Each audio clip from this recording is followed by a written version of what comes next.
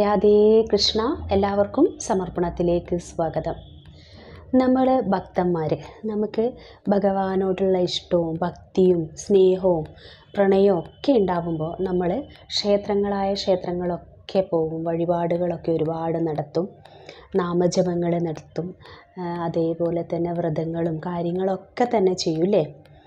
ശരിക്കും പറഞ്ഞാൽ നമ്മൾ ഭഗവാനോടുള്ള ഒരു ഇഷ്ടത്തിനുള്ള ഒരു യാത്ര തുടങ്ങിക്കഴിയുമ്പോൾ നമ്മൾ വലിയ വലിയ കാര്യങ്ങൾ, അതായത് നമുക്ക് ഭഗവാനോടുള്ള ഇഷ്ടം ഉണ്ട്, അല്ലെങ്കിൽ ഭക്തിയുണ്ട്. അപ്പം നമ്മൾ എന്താണ് ചെയ്യേണ്ടത്? നമ്മളെ ഉള്ളിൽ എന്തോ ഒരു എന്താ പറയുക, ഒരു കനൽ ശരിക്കും അത് ചെറുതായി കത്തിത്തുടങ്ങി എന്നുള്ളതാണ് എൻ്റെ ഒരു കോൺസെപ്റ്റിൽ. ഞാൻ എപ്പോഴും പറയുക, നമ്മുടെ ഓരോരുത്തരുടെയും മനസ്സിൻ്റെ ഉള്ളിൽ ഈശ്വരനാകുന്ന ഒരു കനലുണ്ടാവും. അത് ചെറുതായി കത്തിത്തുടങ്ങി അത് ആളിക്കത്തി അങ്ങ് ഭഗവാനിലേക്ക് ലയിക്കുക എന്നുള്ളതാണ് ഞാനെപ്പോഴും ചിന്തിക്കുന്നൊരു കാര്യം. അപ്പം ഓരോ മനുഷ്യൻ്റെ ഉള്ളിലുള്ള ആ കനൽ എരിഞ്ഞു തുടങ്ങുമ്പോൾ നമുക്ക് ഭഗവാനോടൊരിഷ്ടം തോന്നും. അപ്പം നമ്മൾ എന്താണ് ചെയ്യേണ്ടത്, എങ്ങനെയാണ് ഭഗവാനിലേക്ക് നടക്കേണ്ടത് എന്നുള്ള ഒരുപാട് സംശയങ്ങൾ നമുക്ക് ഓരോരുത്തർക്കും ഉണ്ടാവും.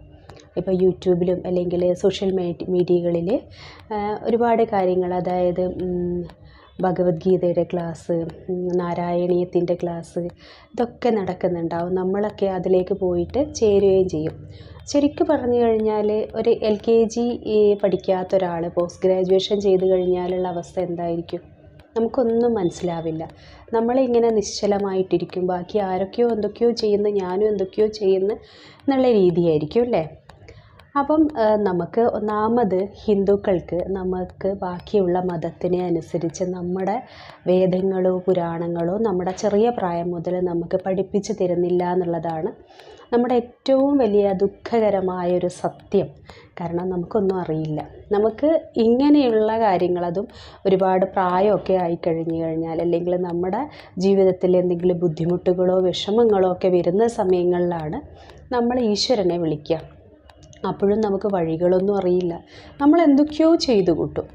അപ്പം ഈശ്വരനിലേക്കുള്ള ആദ്യ ചവിട്ടുപിടി അല്ലെങ്കിൽ അവസാനത്തെ ചവിട്ടുപിടിയും ആ നാമജപം തന്നെയാണ്. നിങ്ങൾ തുടങ്ങുന്നതും ആ നാമജപത്തിൽ തന്നെയാണ് നിങ്ങൾ ഒടുങ്ങുന്നതും. അതായത് ആ ഭഗവാനിലേക്ക് ലയിക്കുന്നതും ആ നാമജപങ്ങളിലൂടെ തന്നെയാണ്. കാരണം നാരായണൻ്റെ നാമം നാവിൻ തുമ്പിലുണ്ടാവുമ്പോൾ മാത്രമേ ഭഗവാൻ നമ്മളെ കൊണ്ട് പോവുകയുള്ളൂ. ആ ഭഗവാന്റെ പാർഷദന്മാർ നമ്മളെ ആ ഭഗവത് പാദത്തിലേക്ക് ലയിപ്പിക്കുകയുള്ളൂ എന്നാണ് പറയുന്നത്. അപ്പം നമ്മൾ ആദ്യം തന്നെ നാമജപത്തിന് പ്രത്യേകിച്ച് വലിയ അറിവോ കാര്യങ്ങളോ ഒന്നുമില്ല. വെറും നാമം ജപം മാത്രം. നമ്മളെ രാവിലെ എഴുന്നേൽക്കുന്നത് മുതൽ നമ്മളെ ഉറക്കം വരുന്നത് വരെയുള്ള നമ്മുടെ സമയങ്ങളിലൊക്കെ നമുക്ക് നാമം ജപിക്കാം. നമ്മളത് കുളിക്കണമെന്നോ, അല്ലെങ്കിൽ നമ്മൾ എങ്ങനെയുള്ള ബാത്റൂമിലാണെങ്കിലും, സ്ത്രീകളാണെങ്കിൽ പറ്റാത്ത പീരീഡ്സിൻ്റെ സമയങ്ങളിലാണെങ്കിലും, എവിടെയാണെങ്കിലും എങ്ങനെയാണെങ്കിലും എപ്പോഴും നമ്മുടെ ഉള്ളിൽ നാമജപം ഉണ്ടാവുക. നമ്മൾ ഓരോരുത്തരും ആഗ്രഹിക്കുന്നൊരു കാര്യമുണ്ട്. അർജുനൻ്റെ രോമം താഴേക്ക് വീണ സമയത്ത് ആ രോമം പോലും ഭഗവാന്റെ നാരായണൻ്റെ നാമം ജപിക്കുന്നത് കണ്ടപ്പോൾ അതിശയം തോന്നി. അതുപോലെ നമ്മുടെ ഓരോരുത്തരുടെയും രോമകൂപങ്ങൾ പോലും ആ നാരായണനെ ജപിക്കുന്ന കാലത്തിലേക്ക് നമ്മൾ ഉയർന്നു വരാൻ നമുക്ക് ഓരോരുത്തർക്കും സാധിക്കട്ടെ.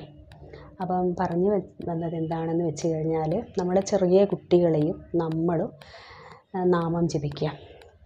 അത് നിങ്ങൾക്കിഷ്ടമുള്ള ഇഷ്ടദേവന്, അത് ഏത് വഴിയിലൂടെ വേണമെങ്കിലും നിങ്ങൾക്ക് ദൈവത്തിൻ്റെ അടുത്തേക്ക് എത്താം. അതായത് ഇപ്പം ഞാൻ അമ്മയുടെ നാമം ജപിക്കുന്നു, അപ്പം ഭഗവാൻ ശിവന് ദേഷ്യം വരുമോ, അല്ലെങ്കിൽ ഓം നമഃ ശിവായ ജപിക്കുന്നത് കൊണ്ട് നാരായണന് വിഷ്ണുവിന് സങ്കടമാവോ എന്നൊക്കെ ചിന്തിക്കുന്നത് വെറും പൊട്ടത്തരം മാത്രമാണ്. കാരണം എല്ലാം ആ പരബ്രഹ്മമാണ്, എല്ലാം ഒരാൾ മാത്രമാണ്. പല പല രൂപങ്ങളിൽ പല ഭാവങ്ങളിൽ ഭഗവാൻ നമുക്ക് അനുഭവവേദ്യാവുന്നതേ ഉള്ളൂ. നമുക്ക് ഈസി ആയിട്ട് ആരെ കണക്ട് ചെയ്യാൻ പറ്റുന്നു? നമുക്ക് ഏത് ഭഗവാന്റെ ചിത്രം കാണുമ്പോൾ, ഇതൊക്കെ ശിവകാശി കലണ്ടറിലുള്ള വെറും ചിത്രങ്ങൾ മാത്രമാണ്. അപ്പം ആരോ വരച്ചു വെച്ച ഒരു ചിത്രം, ഭഗവാന്റെ രൂപങ്ങൾ. നമ്മൾ പക്ഷേ ചങ്ക്, ചക്രം, ഗദ, പത്മം അതൊക്കെ ഉണ്ട്. പക്ഷേ ആ രൂപം ഒക്കെ ആ ഒരു രീതിയിൽ ആരതോ മനോഭാവനയിൽ ഉണ്ടായ ഒരു ചിത്രമാണ്. അപ്പം നമ്മളും ആ ചിത്രത്തെ നമസ്കരിക്കുന്നു, നമ്മളത് ഭഗവാനായി കാണുന്നു. നമുക്ക് ഏത് ഭഗവാനിലേക്കാണ് അല്ലെങ്കിൽ ഏത് ദേവിയിലേക്കാണ് പെട്ടെന്ന് കണക്റ്റ് ആവുന്നത്, അല്ലെങ്കിൽ നമുക്ക് അനുഭവിക്കാൻ പറ്റുന്നത്, ആ നാമം ജപിക്കുക. ആർക്കും നമ്മൾ മനുഷ്യൻ്റെ മനസ്സുകൊണ്ട് ഒരിക്കലും ദൈവത്തെ അളക്കരുത്.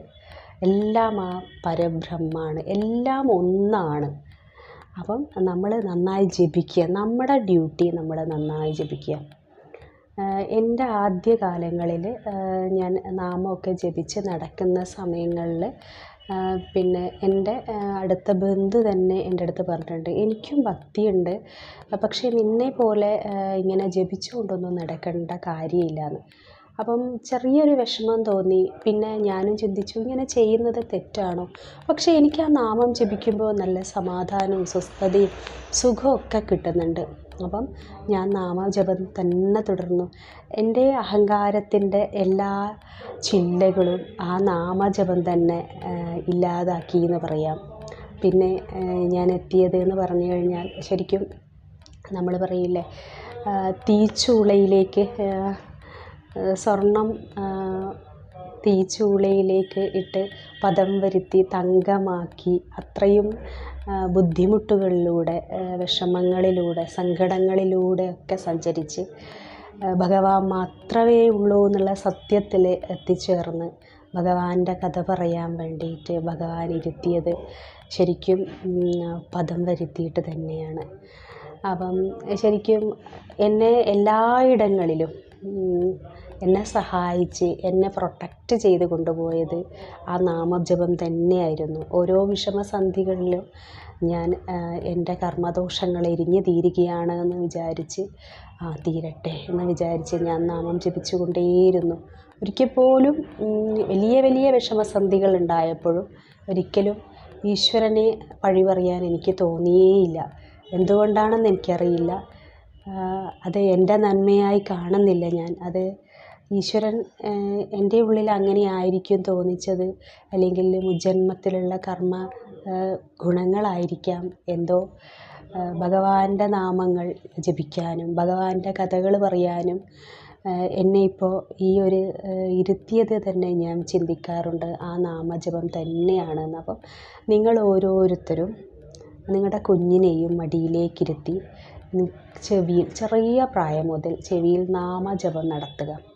അത് ശരിക്ക് പറഞ്ഞു കഴിഞ്ഞാൽ ആ നാമജപം നമ്മുടെ തലച്ചോറിലെ ന്യൂറോണുകളെയൊക്കെ തന്നെ ഉത്തേജിപ്പിക്കും. നല്ല ഷാർപ്പായ ബുദ്ധി തന്നെ കൊണ്ടുവരും, നേരായ വഴികൾ, ഭഗവാന്റെ പ്രൊട്ടക്ഷൻ, അങ്ങനെ എണ്ണിയാലൊടുങ്ങാത്ത ഒരുപാട് ഭൗതികവും ആത്മീയമായ ഗുണങ്ങളും ആ കുഞ്ഞിൽ വന്നു ചേരും.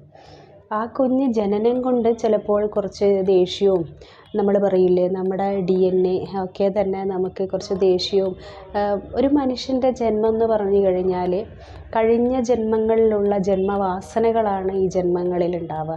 അത് ചിലപ്പോൾ നിങ്ങൾ ചെറിയ കുട്ടികളൊക്കെ കണ്ടു കഴിഞ്ഞാൽ കുട്ടികൾക്ക് നമ്മളൊന്നും പറഞ്ഞു കൊടുക്കാതെ തന്നെ കുട്ടികൾ വലിയ ദേഷ്യവും ഒരുമാതിരി എക്സ്പ്രഷൻസും ഒക്കെ തന്നെ കാണിക്കുമ്പോൾ നമ്മൾ വിചാരിക്കും, ഈ കുഞ്ഞിന് നമ്മളൊന്നും പറഞ്ഞു കൊടുത്തില്ലല്ലോ, പക്ഷേ ഈ കുട്ടി എന്തേ ഇങ്ങനെയൊക്കെ പ്രവർത്തിക്കുന്നത്? അത് ആ കുട്ടിക്ക് കഴിഞ്ഞ ജന്മാന്തരങ്ങളിലായുള്ള ജന്മവാസനകളാണ്. അപ്പം ഇതൊക്കെ തന്നെ കഴുകി ഇല്ലാതാക്കാൻ പറ്റുന്ന ഒരേ ഒരു കാര്യം ആ നാമജപം തന്നെയാണ്.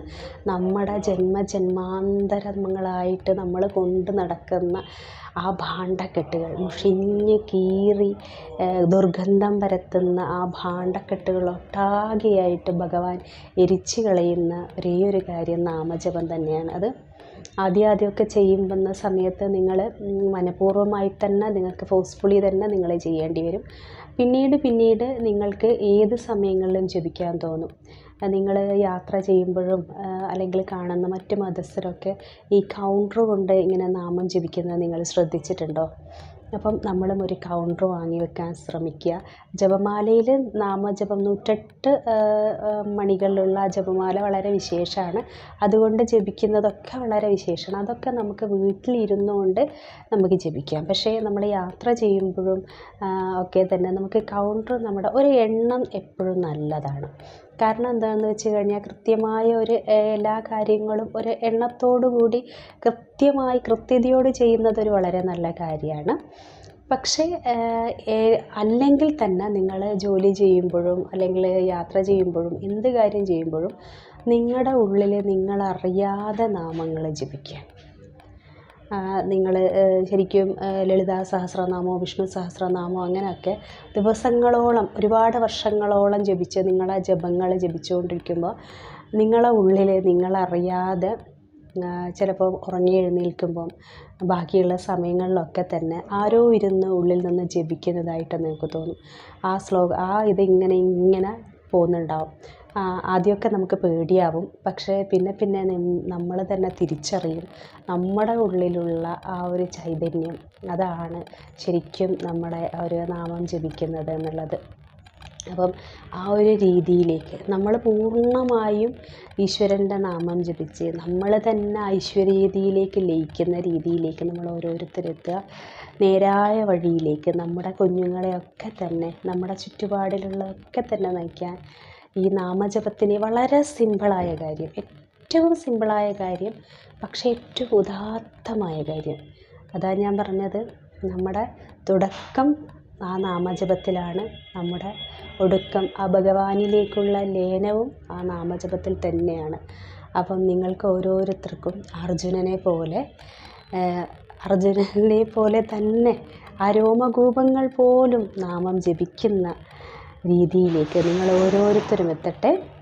സർവം രാധാകൃഷ്ണാർപ്പണമസ്തു. ജയ് ശ്രീ രാധേ രാധേ.